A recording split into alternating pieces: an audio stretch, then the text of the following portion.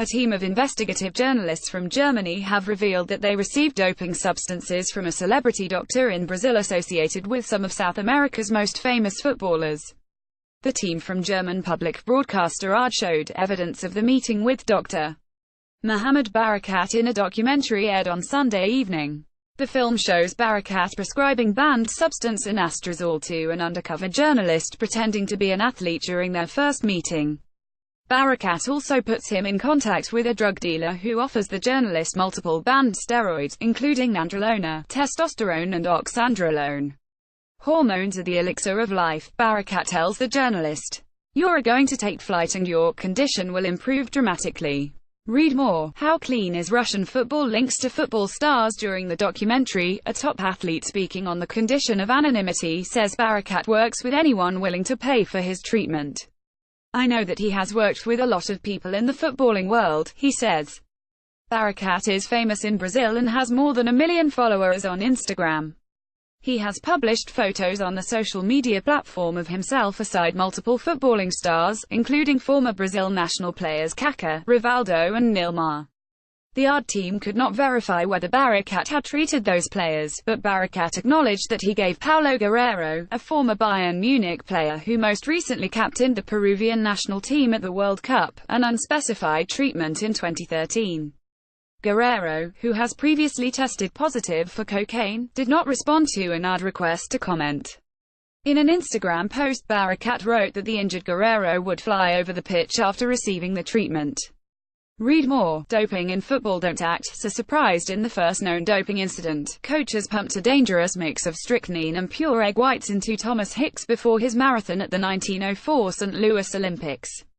In the absence of guidelines at the time, he was declared the winner of the race, even after collapsing at the finishing line and hallucinating for hours. The boost may nearly have cost Hicks his life. Argentine soccer ace Diego Maradona has battled with substance abuse on 2 separate fronts. During the 1980s, he developed a serious cocaine habit that would follow him throughout his life and led to some serious health scares, but he also tested positively for ephedrine in 1994, provoking a FIFA ban and the end of his prolific career as a midfielder. Born as Heidi, Krieger was a female shot putter for East Germany at the height of the Cold War. Communist officials fed Krieger with staggering amounts of steroids, altering her appearance. Krieger began to publicly identify as transgender and later opted to have gender reassignment surgery, becoming Andreas.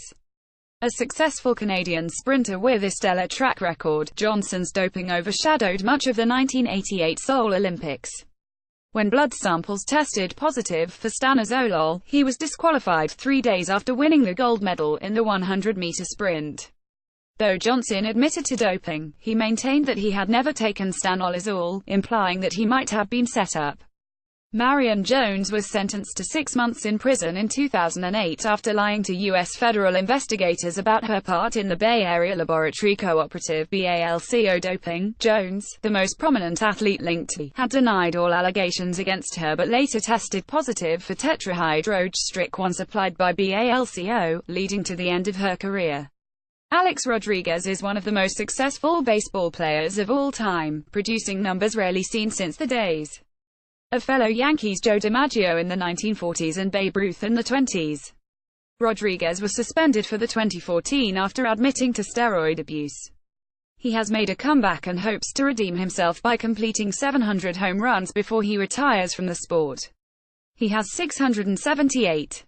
Ulrich was German cycling's poster child. He won the 1997 Tour de France and 2 medals at the 2000 Sydney Olympics and continued to compete internationally for several years before doping allegations first arose in 2006. He managed to dodge these until 2012, when a court of arbitration for sport ruling found that he had used steroids for many years. A number of investigations between 2010 and 2012 led to Lance Armstrong's monumental downfall in January 2013. Although allegations had been leveled at him repeatedly, Armstrong managed to hide his steroid abuse for years. Having conquered testicular cancer, Armstrong was once a national hero who even hinted at a future career in politics in his native Texas. That's now history. Author, Certain Sanderson. Breakfast, lunch, dinner. Brazilian football is no stranger to doping. The country most recently registered the highest number of football-related doping incidents worldwide, according to the World Anti-Doping Agency WADA. Barakat is being investigated by Brazil's medical council over previous doping allegations. He has also been filmed prescribing banned substances before. A Brazilian investigative journalist gave WADA 2013 undercover recording showing Barakat prescribing him growth hormones. "Take this 3 times a day," he says in the recording. Breakfast, lunch, dinner. Breakfast, lunch, dinner. Each evening at 18:30 UTC, DW's editors send out a selection of the day's hard news and quality feature journalism. You can sign up to receive it directly here.